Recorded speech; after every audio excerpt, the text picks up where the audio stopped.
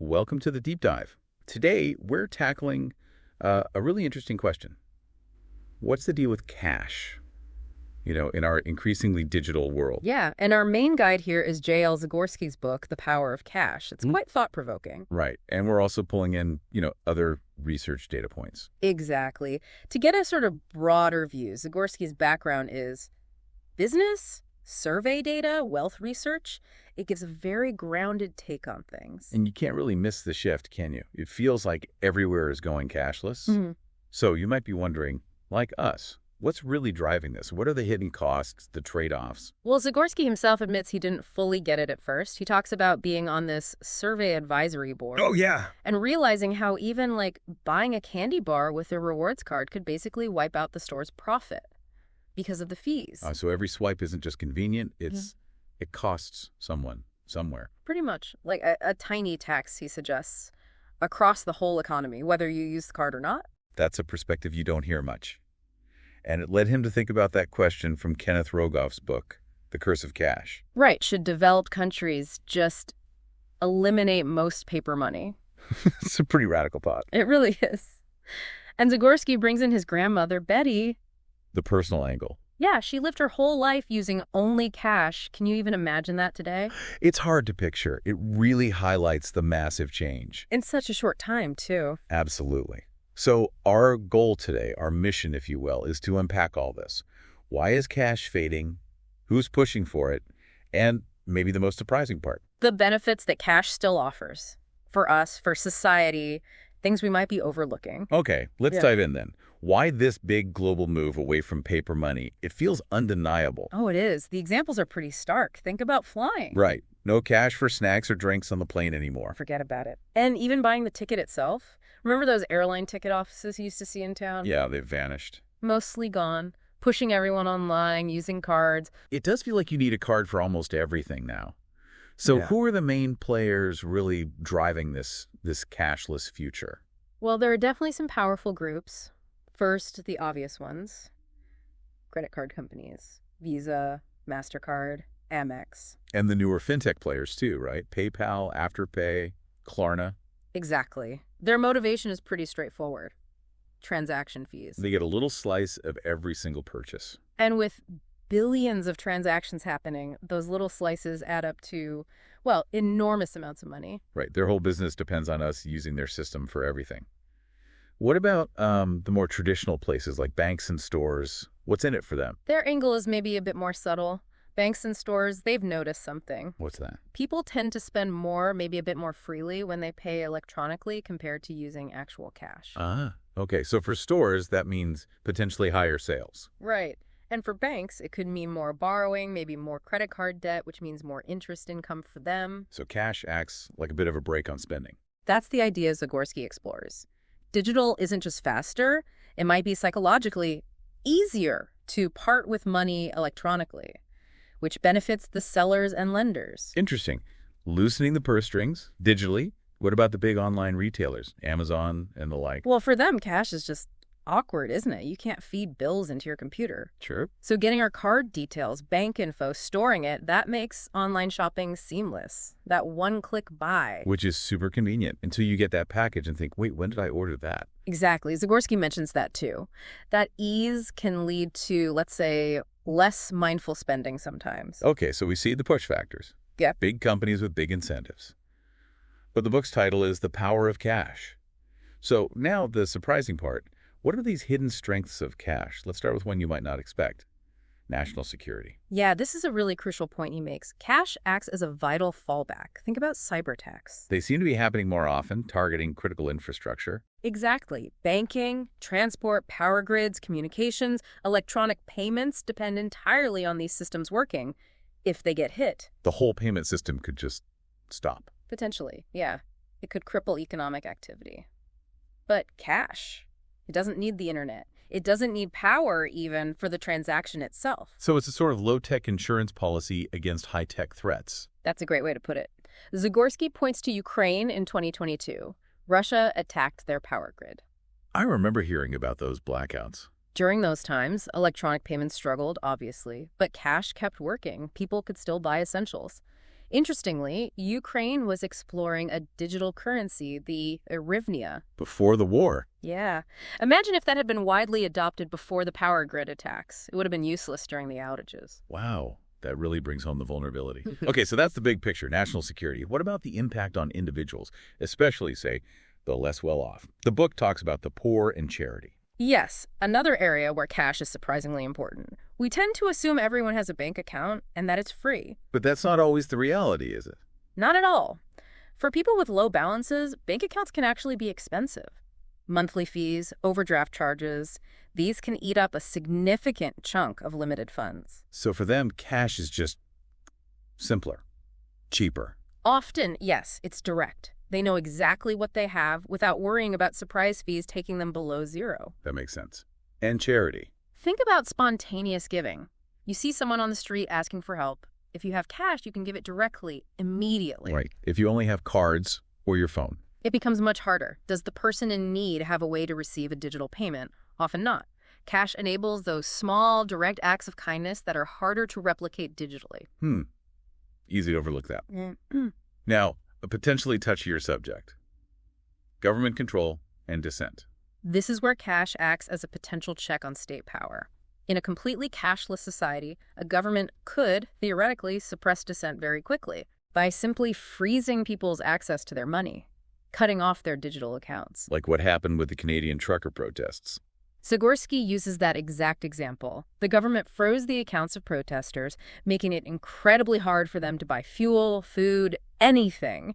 If they'd had significant amounts of cash, Their options would have been different. much different. It raises real questions about the power balance in a fully digital financial world. It certainly does. And that connects to another surprising point, how cash limits what central banks can do with interest rates. Yeah, this one's fascinating. We usually think of interest rates purely in economic terms. Right, rewarding savers, charging borrowers. Historically, yes, but with electronic money, central banks can push interest rates below zero, negative interest rates. We saw that in Europe and Japan, right? Exactly, for quite a while. And negative rates basically mean savers get penalized. A bit of their money is taken away each month just for holding it in the bank. So how does cash stop that? Because people have an alternative. If rates go too far negative, people can just pull their money out of the bank and hold it as physical cash. That physical option acts as a kind of brake on how low central banks can push rates. So cash in your mattress is like a silent protest against being charged to save. Sort of, yeah. It limits the policy options for central bankers in that extreme scenario. Okay, now here's a real head-scratcher. You hear cash use is declining, especially for everyday buying. Surveys show that across all age groups, especially younger people. But the total amount of cash out there in circulation is actually going up. That's right. It surprised Zagorsky, too. The total value of paper currency and the amount held per person is rising in the U.S., the Eurozone, Japan, Switzerland, the UK, even the BRICS nations. That seems totally backwards. If we're using it less day to day, why is there more of it? There are a few possible reasons. Population growth plays a part. More people, maybe more cash overall. Inflation, too, prices go up, so you need more cash for the same buying power. Okay, those make sense. But a big factor seems to be hoarding. People holding on to cash, perhaps as savings or as that emergency backup we talked about. As a safety net, especially with worries about banks or cyber attacks. Could be. And Zagorsky notes something interesting. Armored car employment in the U.S. actually increased significantly between 2008 and 2020 before COVID hit. Really? More cash being moved around physically? It suggests the increase isn't just about cash being held overseas. There's more physical cash being managed domestically, too. But he raises a critical question. Which is? If all this cash is just stashed away and people aren't used to actually using it in an emergency because everything's gone digital, will it still work when needed? Right. It's like having a generator but no fuel, or forgetting how to start it. Will businesses even be set up to take cash if the power goes out? Exactly. It's a potential disconnect between holding cash and being able to effectively use it. Okay, let's switch gears slightly. Transaction efficiency. We usually assume cards and apps are just faster, smoother. And they can feel that way at the checkout. But Zagorsky breaks down what actually happens behind the scenes with a card payment. It's more complicated than it looks. Oh, yeah. You've got the customer, the merchant, the merchant's bank, the payment network like Visa, the customer's bank, processors for both sides. It's a whole chain. Like a Rube Goldberg machine for paying. A bit. Lots of steps, lots of players, each taking a tiny piece, and multiple points where something could potentially go wrong. Okay, so how does a cash transaction compare? Much simpler. Customer gets cash maybe days or weeks before, hands it to the business. Business deposits it later. Maybe 3 basic steps. Correct. Person to person, Much essentially. more direct. Less complex, fewer dependencies. Speaking of dependencies and things going wrong, Mhm. let's dig into the vulnerabilities of electronic payments. It's not just cyber attack, right? No, not at all. Zagorsky highlights several things. One is just basic communication disruption. Like losing cell service. Exactly. We rely so much on our phones now, for mobile payments especially. If you're in a dead zone, or if the network goes down, or if in some countries the government shuts down communications. Your payment app is useless. Totally useless. He tells a funny story about friends trying to split a bill in a restaurant with no signal, had to wander outside in the rain to get their apps to work. We've probably all had moments like that, maybe a little dramatically. Then there's computer security itself. Ransomware. A huge and growing threat. He mentions the ICBC hack in 2023. That's a massive global bank. Their systems were down for over a week. If a giant bank like that is vulnerable. What about smaller businesses? Can they really afford top-tier, round-the-clock cybersecurity? It's a constant battle. And then natural disasters. Right. We touched on Ukraine, but this is broader. Definitely. We're seeing more frequent, more costly natural disasters, heat waves knocking out power, hurricanes, wildfires, volcanoes. Things that disrupt power and communications, sometimes for a long time. Exactly. Electronic payments rely completely on that infrastructure. If it's down, they're down. And these outages aren't always just a few hours. Look at Puerto Rico after Hurricane Maria in 2017. Power was out for months for many people, nearly a year for some remote areas. Wow, so the economy basically reverted to cash. It had to. Businesses couldn't use their point-of-sale systems. ATMs might work if they had backup power and connectivity, but often didn't. Cash was king, relying only on digital in that situation. It's a fragile assumption. And it's not just hurricanes.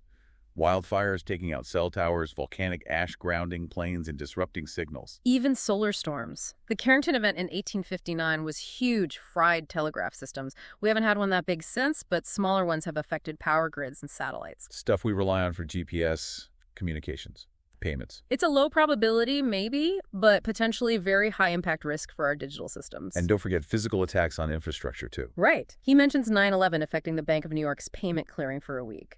And the Nashville bombing in 2020. That knocked out AT&T, didn't it? Yeah, and T-Mobile, too, over a wide area. Suddenly, stores like Walmart were cash only for days because their card systems relied on that network. It really paints a picture of cash as resilient when other systems fail. Okay, let's shift to something more personal. Controlling spending. Does cash actually help with that? There's quite a bit of evidence suggesting it does. Behavioral economics points to this pain of paying. The what now? The pain of paying. Physically handing over cash feels different. There's a slight psychological friction, a sense of loss, that makes you think twice. Whereas tapping a card or phone is almost frictionless. Exactly. It doesn't trigger the same feeling. Then there's present bias. We tend to value the immediate reward, getting the thing, more than the future cost, seeing it on our statement. Cards and buy now, pay later play right into that. So it's easier to ignore the cost until later. Brain imaging studies, fMRI scans, actually show different activity. Using credit cards, especially for pricier things, can light up the brain's reward centers more than using cash does. Our brains literally experience card spending as more rewarding. It seems that way for some purchases. And economists talk about the discount rate, our willingness to pay more to get something now instead of waiting. Electronic payments make that instant gratification easy. Like casinos using chips instead of real money. That's a perfect analogy Zagorsky uses. It decouples the transaction from the feeling of spending actual money, which can encourage bigger bets or bigger purchases. Makes sense. And there's the endowment effect, too. Once something is physically ours, like cash in our hand, we value it more and are less willing to part with it. Because holding cash makes us slightly more protective of it. Seems so. It all adds up to potentially more mindful spending. Zagorsky even jokes about flipping the Amex slogan for spending control. Maybe it should be always leave home without it, meaning your cards. Huh. And for online shopping, he suggests deleting saved card info. Yeah, create a psychological speed bump. Having to physically get your card and type in the numbers gives you that extra moment to reconsider if you really need it. Smart. Okay, beyond just spending less overall, what other individual financial benefits does cash offer? Well, the big one is avoiding debt, specifically credit card interest. Which can be huge. Oh, yeah. A lot of families carry balances month to month, and the interest adds up to serious money over a year. Thousands, potentially. Cash users just don't pay that. Plus, you avoid all those fees, right? Yeah. Annual fees, late fees. Exactly. Billions are paid in those miscellaneous fees every year. Cash bypasses that whole system. Any other, maybe less obvious benefits? He touches briefly on a potential link to healthier food choices, maybe less impulse buying of snacks if you're using cash.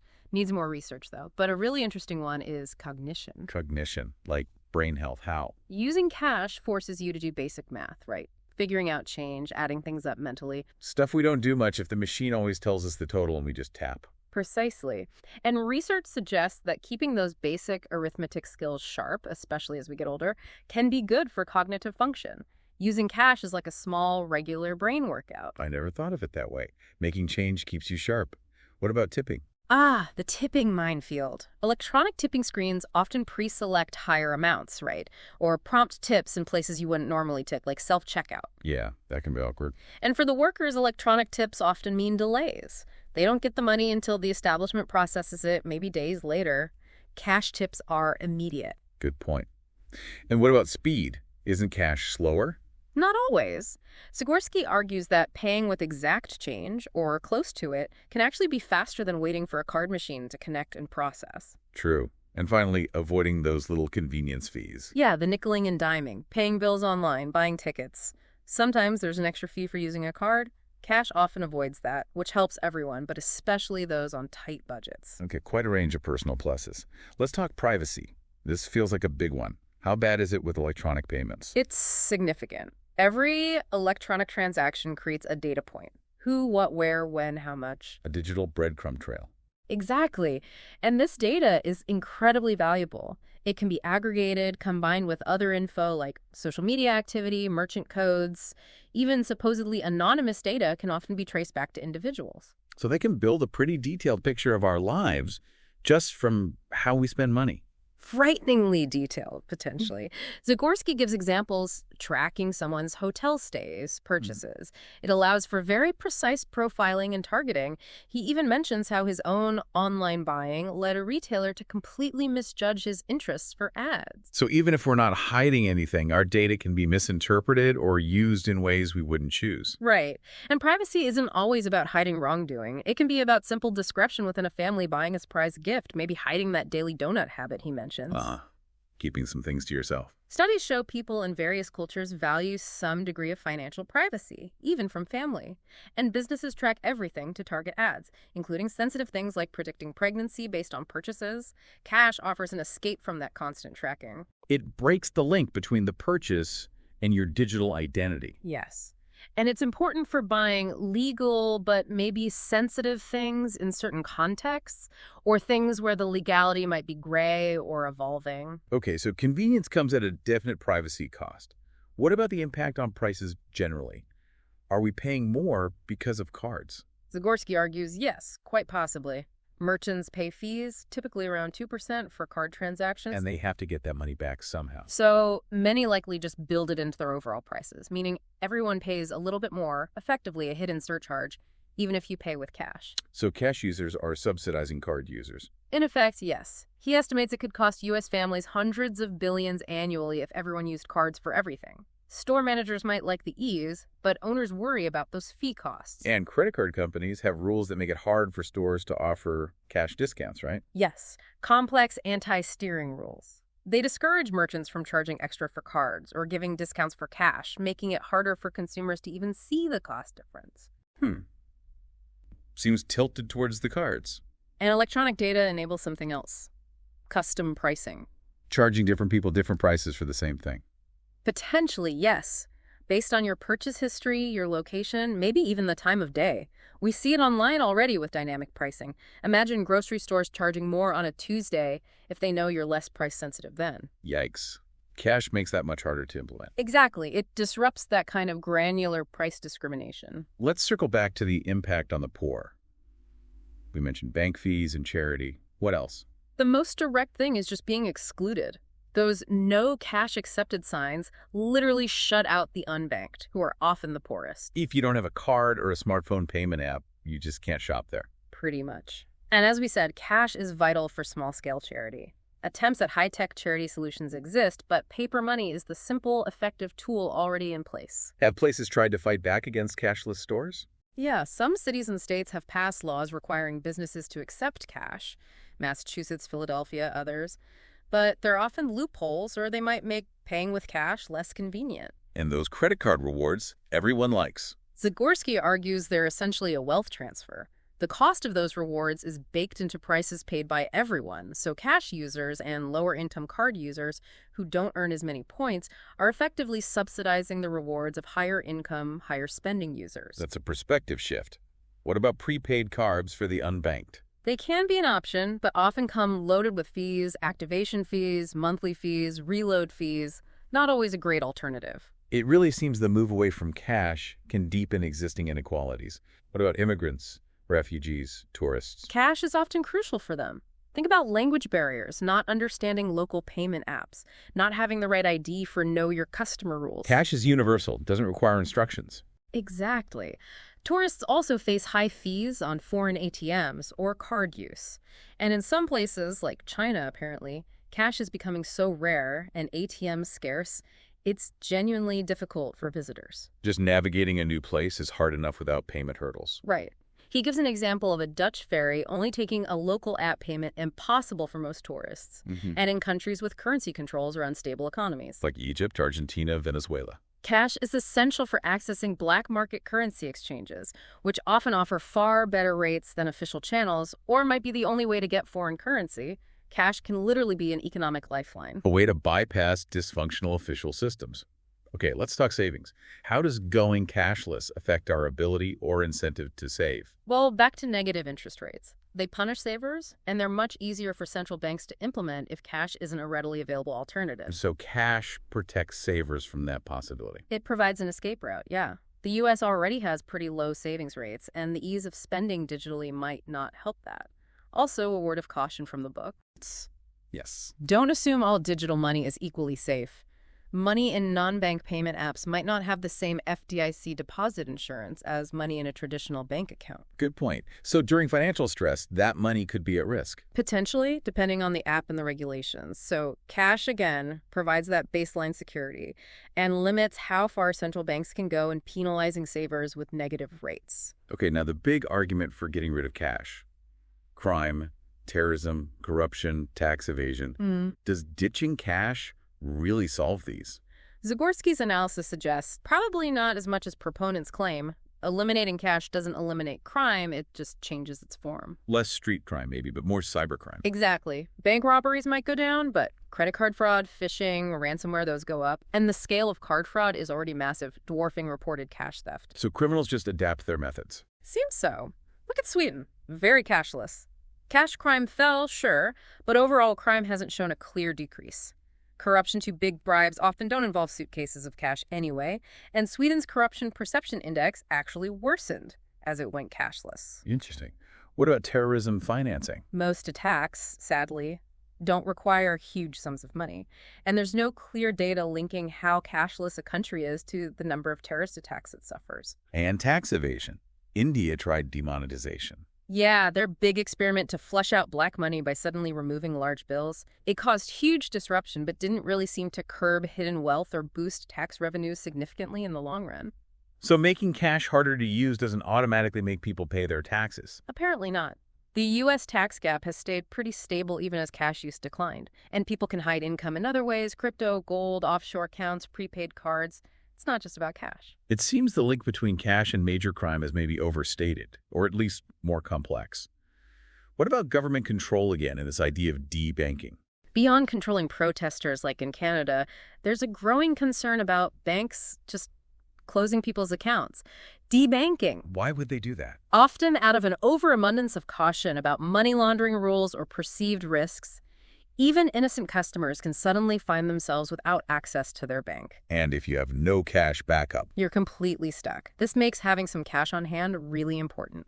And it raises flags about government-run digital currencies, CBDCs. Because that could give the government even more direct control. That's the fear some people have. Total visibility and the power to instantly restrict funds. Maintaining cash provides a counterbalance. Okay, briefly, what about the law? Isn't cash legal tender? Don't businesses have to take it? It's tricky. In the U.S., cash is legal tender for debts. That means if you already owe money, like after eating a meal, they generally have to accept cash. But Right. before a debt is created, like before you pump gas or enter a store with a no cash sign, they can often legally refuse it. So the protection isn't absolute. Not always. And while some places mandate cash acceptance, there can be loopholes. Ethically, refusing cash still excludes people, even if it's sometimes legal. What about paying taxes with cash? You'd think the government would take its own money. Zagorsky tried it. He shares his personal saga of trying to pay federal taxes in cash. How did it go? It was incredibly difficult, time-consuming, involved third-party processors and fees. The IRS clearly discourages it.